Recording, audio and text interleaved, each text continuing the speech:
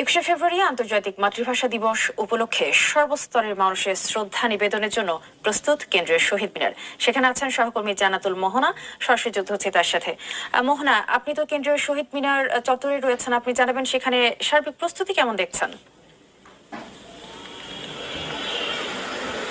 ধন্যবাদ আপনাকে। কিছুক্ষণ আগেই আপনি শুনলেন ডিএমপি কমিশনার সার্বিক প্রস্তুতি নিয়ে একটি ব্রিফিং জানিয়েছেন এবং তিনি বলেছেন যে সকল স্তরের নিরাপত্তা নেওয়া হয়েছে কেন্দ্রীয় শহীদ মিনারকে ঘিরে।